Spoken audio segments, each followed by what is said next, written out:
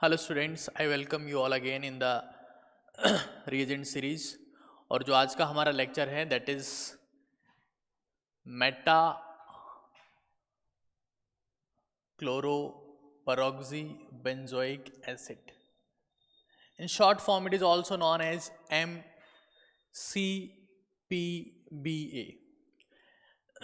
Structure देखते हैं और समझते हैं कहाँ पर ये यूज़ होता है। ओके, तो मेटा क्लोरोपरॉक्सी बेंजोइक एसिड है ना, मेटा पोजीशन पर Cl होता है और यहाँ पर C double bond O। Normally जो आपके पास में कार्बोक्सिलिक एसिड होता है उसमें COH होता है, परॉक्सी में एक एक्स्ट्रा ऑक्सीजन होगा। Okay, C double bond O OH। और इसकी वजह से जस्ट बिकॉज ऑफ दिस आप देख सकते हैं यहाँ पर जो ऑक्सीजन है उसमें there is a lone pair repulsion, there is a lone pair repulsion. और इस रिपल्शन की वजह से these peroxy acids have a tendency to release nascent oxygen. मतलब जब भी आपके पास में ये इस टाइप का एसिड आएगा तो उनमें टेंडेंसी होती है to release the nascent oxygen. तो नेसेंट ऑक्सीजन को ये रिलीज करेंगे और फॉर्म करेंगे COH Cl plus nascent oxygen. So meta-chloroperoxy benzoic acid is a source of nascent oxygen.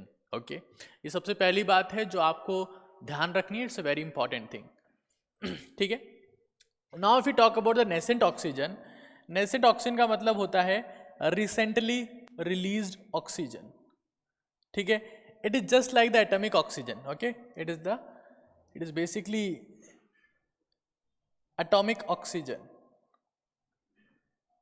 ठीक है, तो एटम जो होते हैं they have a tendency to complete their octet, उनमें ये इच्छा होती है कि खुद का ऑक्टेट कंप्लीट कर सके। तो जो आपके पास में ये एटॉमिक फॉर्म में ऑक्सीजन रिलीज हुई है, it has this configuration, it has 1-2 lone pairs in outer most shell and 2 unpaired electrons. हालांकि लोन पेयर अपन बॉन्डिंग के बाद में कहते हैं, बट मैं पहले ही बोल रहा हूँ, एंड 2 अनपेयर्ड इलेक्ट्रॉन। ठीक है, एंड इट हैज़, ऑब्वियस सी बात है एटम है, इसका ऑक्टेट कंप्लीट नहीं है, तो हम इसे क्या बोलेंगे, जो एटम है उसको हम क्या बोलेंगे, this substance will be known as bivalent, क्योंकि इसमें 2 फ्री इलेक्ट्रॉन्स है, बाइवेलेंट है। दूसरी बात इलेक्ट्रो डेफिशिएंट है, इलेक्ट्रॉन डेफिशिएंट है। ठीक है, सो दिस एटॉमिक ऑक्सीजन और नेसेंट ऑक्सीजन जो है उसको हम लोग क्या बोलेंगे, it is a bivalent electrophile, bivalent electrophile, and that is being released by the metachloroperoxybenzoic acid. ठीक है, तो ये बात आपको समझ में आनी चाहिए that metachloroperoxybenzoic acid release what, a bivalent electrophile, that is the atom of the oxygen. ठीक है, यहां तक बात क्लियर है। अब आगे चलते हैं, कहाँ पर इसका यूज होता है। तो हमारे पास में 2 रिएक्शन है, एक तो वो जिसको हम लोग कहते हैं इपॉक्सीडेशन और दूसरा होता है बेयर विलीगर ऑक्सीडेशन। दोनों जगह इस रिएजेंट का हम लोग यूज करते हैं। Okay, right, so let us remove this.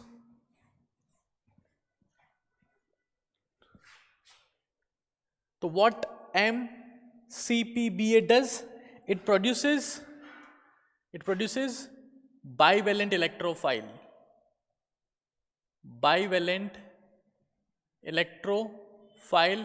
that is what, a nascent oxygen,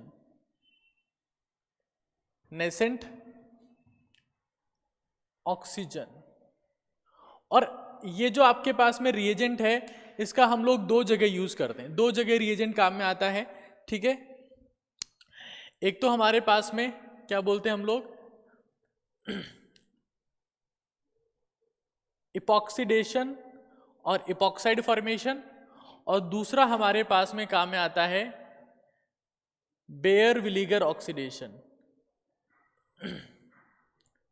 bear Villiger oxidation. ठीक है, इपॉक्सीडेशन में क्या करते हैं आप, N alkene is converted alkene is converted into epoxide, और अगर आप इपॉक्साइड का हाइड्रोलिसिस करवा देंगे तो आपके पास में बनता है डाइऑल। इसको हम लोग समझेंगे। रिएक्शन आप यहां पर भी रोक सकते हैं या फिर यहां तक ले जा सकते हैं। बेयर विनेगर ऑक्सीडेशन में क्या होता है, एक ketone is converted into ester, और अगर कीटोन आपके पास में एक साइक्लिक कीटोन है तो cyclic ketone will be converted into cyclic ester, those are known as lactones. Cyclic ester का दूसरा नाम क्या होता है, लेक्टोन्स। ओके, तो होपफुली ये बहुत बेसिक सी बात है जो आपको समझ में आ रही होगी। So let us try to understand how this reaction proceeds. Okay, तो मान लीजिए आपके पास में कोई एल्कीन है, let's see this is an alkene and it is reacted with meta chloroperoxybenzoic acid। तो ये क्या करेगा, it will release an electrophile nascent oxygen, जो इलेक्ट्रोफाइल है, and it has 2 free electrons, it has 2 unpaired electron ready to bond. तो जैसे ही 2 free electron इस एल्कीन के कांटेक्ट में आते हैं, समझिएगा, जैसे वो 2 फ्री इलेक्ट्रॉन जो ऑक्सीजन के पास में है वो अगर एल्कीन के कांटेक्ट में आते हैं तो क्या हो जाएगा, उस केस में बॉन्ड फॉर्मेशन होगा। कैसे होगा देखते हैं। जैसे ही ऑक्सीजन इसके पास में जाएगी, फोकस यहां ध्यान दे रहे हैं सबको, ऑक्सीजन इसके पास में जाएगी, इसके पास 2 फ्री इलेक्ट्रॉन्स है और 2 लोन पेयर्स है। तो ये फ्री इलेक्ट्रॉन जो हैं वो इस बॉन्ड को अपने हिसाब से ब्रेक करवाएंगे। कैसे, इस बॉन्ड का किस टाइप से फ्यूजन होगा, इस बॉन्ड का आपके पास में क्या हो जाएगा, होमोलिटिक बॉन्ड फ्यूजन, होमोलाइटिक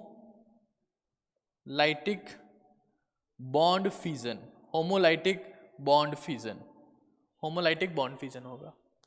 और होमोलिटिक बॉन्ड फ्यूजन जब होगा तो आप कॉमन सेंस से बता सकते हैं कि यहां भी फिर रेडिकल बनेगा, यहां भी फिर रेडिकल बनेगा, और वो जो फिर रेडिकल जो जनरेट होगा, यहां फिर रेडिकल जनरेट होगा, यहां फिर रेडिकल, तो वो इससे कंबाइन करेंगे इस फॉर्मेट में।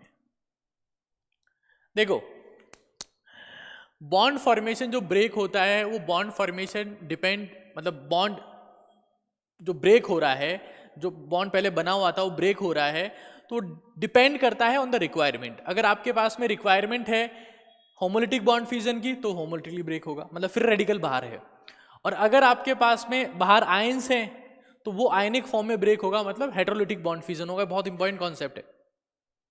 अगर सिस्टम के बाहर फ्री रेडिकल्स है तो बॉन्ड भी होमोलिटिक बॉन्ड फ्यूजन होगा, और सिस्टम के बाहर आयंस हैं तो बॉन्ड भी ब्रेकडाउन जो होता है वो हेटेरोलिटिकली होता है। It's a very important concept. तो आपके पास में फॉर्मेशन हो जाएगा,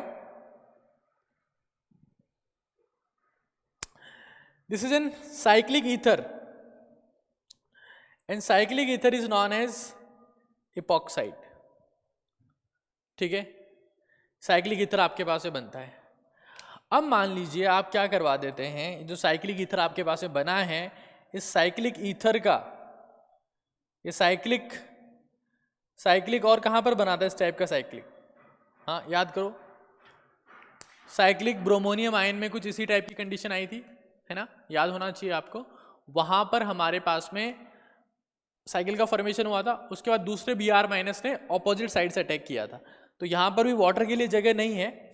अगर आप वाटर के साथ में इसकी रिएक्शन करवाते हैं तो ये इलेक्ट्रॉन यहाँ से खींच रहा है ऑक्सीजन, यहाँ से भी खींच रहा है, पार्शियल पॉजिटिव पार्शियल, कहीं पर भी अटैक कर सकता है। तो अटैक करेगा जैसे ही तो ये बॉन्ड ब्रेक हो जाएगा। आपके पास में क्या बनेगा, CH2O minus, CH2 oxygen positive charge HH। अब यहाँ से यहाँ पर क्या हो जाएगा, H प्लस आइन ट्रांसफर हो जाएगा। ठीक है, इलेक्ट्रॉन दे देगा ऑक्सीजन खुद ही से, because it has positive charge. Oxygen खुद ये पॉजिटिव चार्ज को ओवरकम करने के लिए हाइड्रोजन को आराम से जाने देगी। आपके पास फॉर्मेशन हो जाएगा CH2OH एंड CH2OH। ओके, तो आप देख सकते हैं जो रिएक्शन है वो किस टाइप का एडिशन हो रहा है, यहां पर एंटी एडिशन। मतलब ये 2 OH ग्रुप जो होंगे वो, अगर ये जो OH ग्रुप आपको दिख रहा है ये अगर वेज पर है, मतलब ये अगर सामने की तरफ है तो दूसरा वाला OH जो है वो डैश पर होगा। कॉमन सेंस की बात है, ये इस तरफ था, इस डायरेक्शन में था, और इसने ऑपोजिट डायरेक्शन से अटैक किया है। या फिर आप इसको इस तरीके से लिख सकते हैं, CS2OH और CS2OH ऑपोजिट साइड में।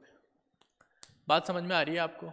ऑपोजिट साइड में दूसरा OH होगा, मतलब एल्कीन से इपॉक्साइड और इपॉक्साइड से डाइऑल का फॉर्मेशन, ये एंटी एडिशन है।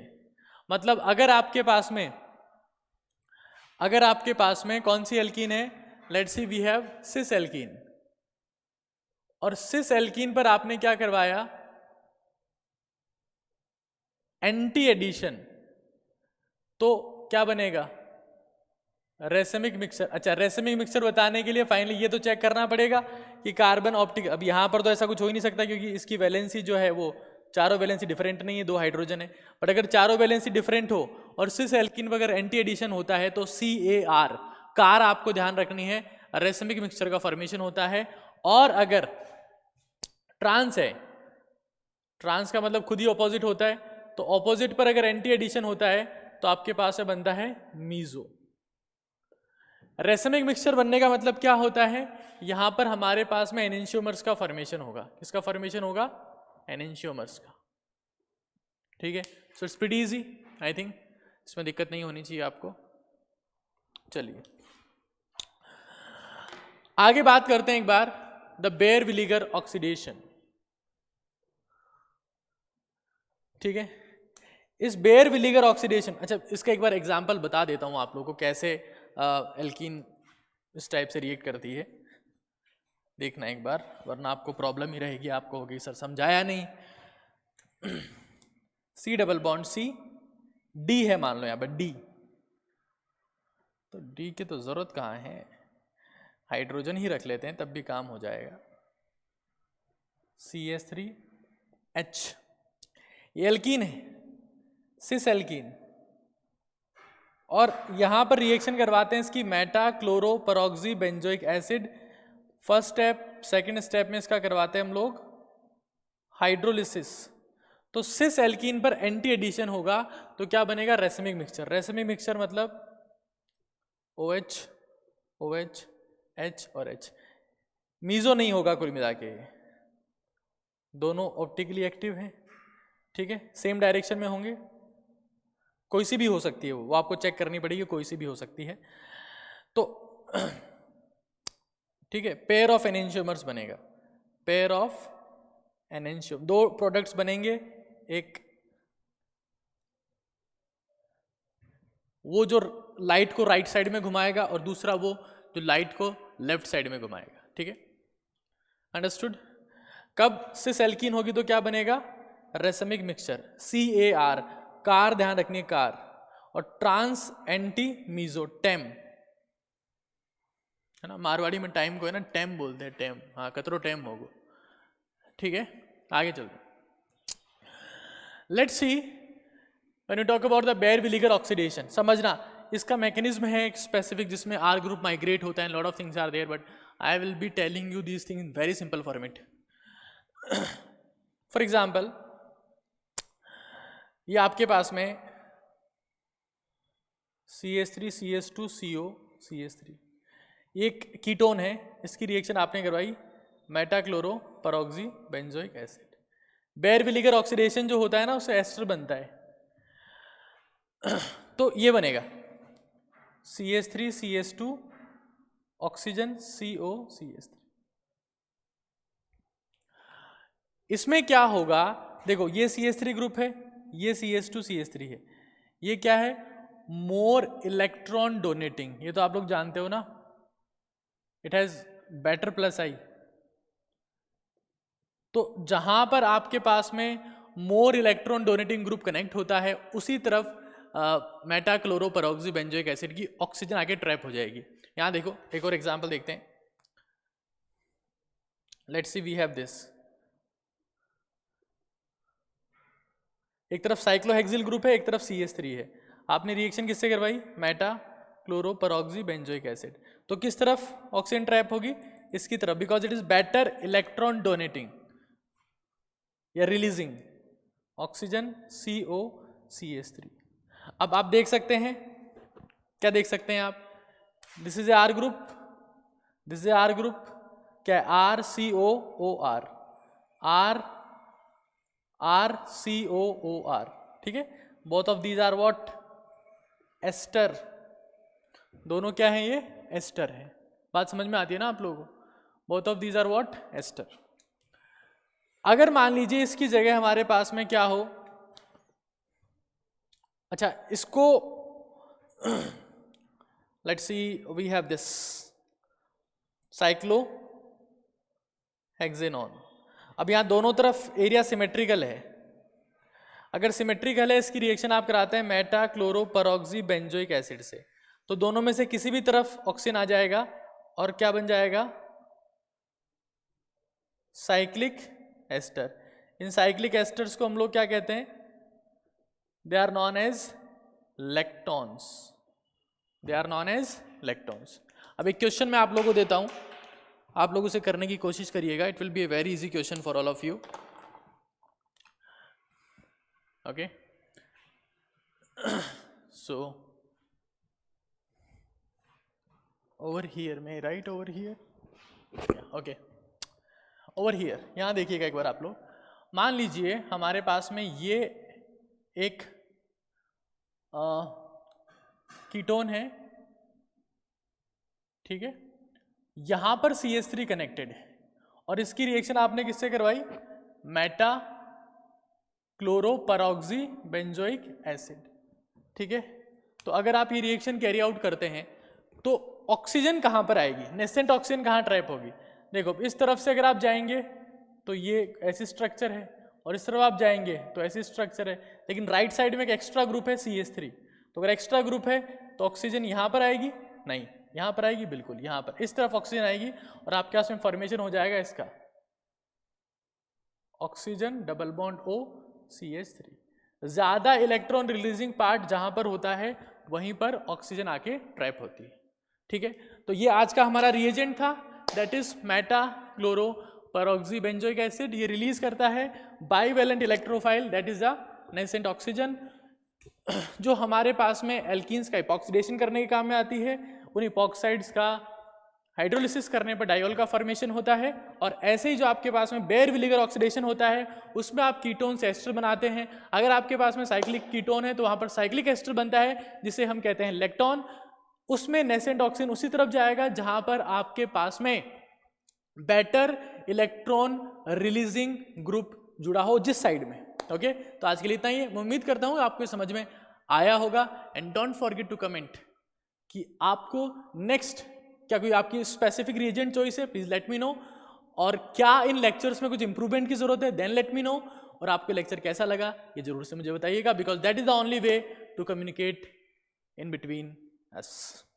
मैं सारे कमेंट्स बहुत सिंसियरली पढ़ता हूं, मैं उम्मीद करता हूं कि आप उतनी एंथुसियाज्म के साथ में मुझे मैसेज लिखेंगे। तो आज के लिए इतना ही है, थैंक यू।